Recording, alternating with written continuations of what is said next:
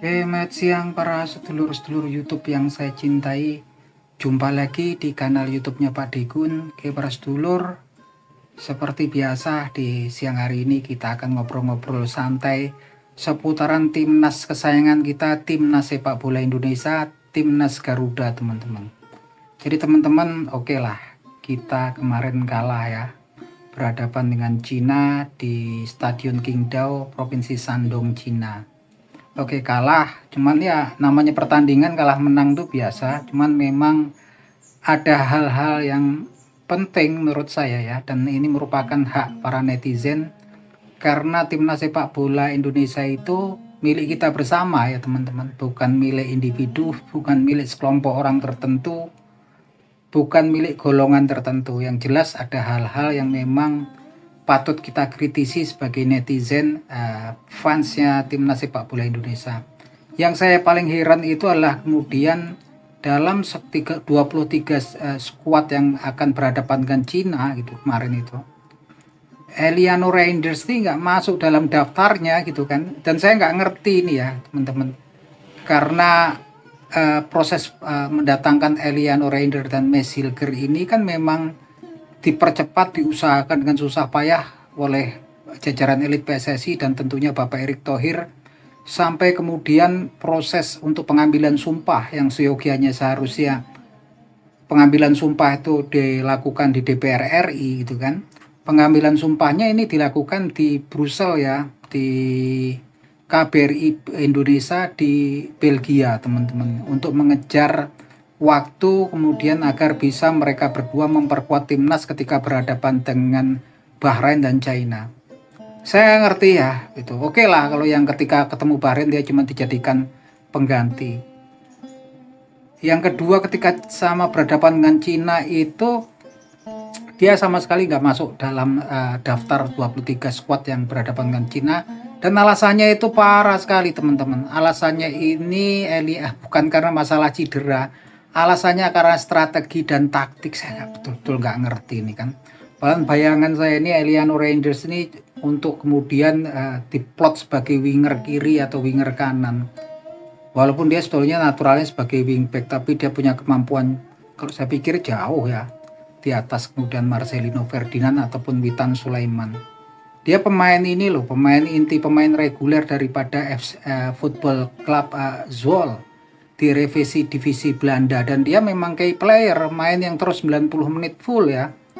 Saya begitu nggak ngerti gitu kan, sampai kemudian Kelvin Verdong yang memang dia natural murni di Nijmegen tuh, dia posisi naturalnya adalah wingback atau fullback kiri gitu kan, yang memang karena dia memiliki agresivitas yang tinggi, dia biasanya menyisir, bergerak dari sisi kiri, naik dari lini pertahanan ke sisi menyerang, tahu-tahu udah muncul, dan dia selalu muncul di mana dia. Ya, itu menunjukkan agresivitas daripada seorang Kelvin Verdong.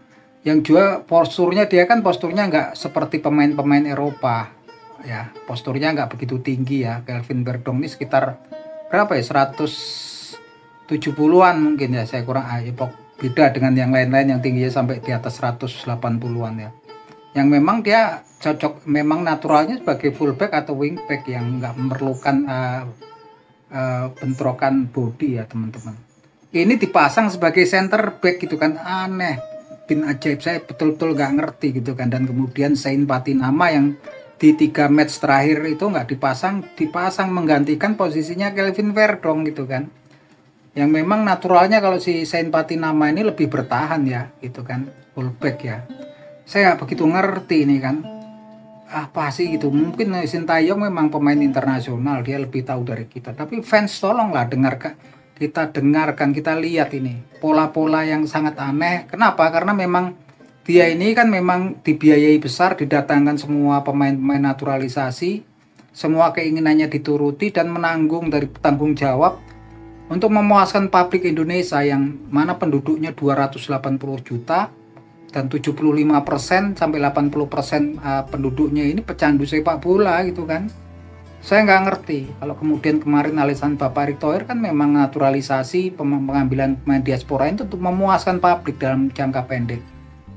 Saya nggak ngerti ketika usahanya Pak Erick dan jajaran elit PSSI sampai dengan susah payah mempercepat kedatangan si Miss Hilger dan si Eliano Reinders ini sepertinya kemarin sia-sia, dan saya nggak ngerti apakah besok juga nggak dipasang lagi ketika jumpa dengan Jepang nanti, saya nggak ngerti. Dan juga masih menyimpan PR sebetulnya gitu kan, seorang Elkan Bagot yang saya pikir dia jasanya sangat besar untuk timnas kita. Ketika semua nama-nama diaspora belum bergabung dengan timnas kita, dia rela loh bergabung dengan timnas kita gitu kan. Dia pemain awal dari diaspora yang join dengan timnas kita. Sekalipun dia punya kesempatan untuk bergabung dengan timnas Thailand, dia tetap memilih Indonesia. Dan saya rasa kalaupun dia melakukan kesalahan, melakukan dosa yang saya pikir dianggap dosa yang besar di matanya si STY, saya nggak ngerti. Bahwa ya diiling-iling jasa-jasanya, dan kemudian mungkin dosanya, kesalahannya besar, tapi apakah nggak ada maaf gitu? Saya nggak ngerti yang kayak gini gitu kan.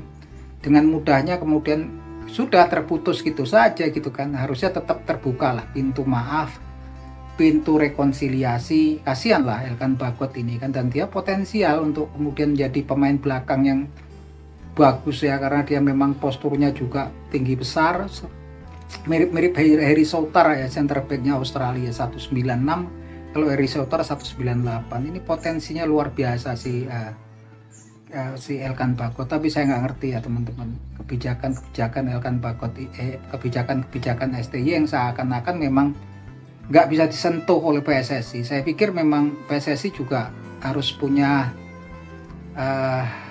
prinsip kemudian untuk mengevaluasi kalau memang itu kebijakan si STY ini aneh gitu kan. Saya pikir lebih baik mungkin pelatih lokal aja kalau model-modelnya kayak gitu. Toh pemain-pemain kita udah dari diaspora kok. Sudah saatnya mungkin pelatih-pelatih lokal yang bagus kayak Rahmat Darmawan gitu kan, diberikan kesempatan untuk melatih. Kalau pemainnya kan sudah top-top semua gitu kan. Nah itu aja lah teman-teman. Kalau menurut teman-teman saya nggak ngerti seperti apa.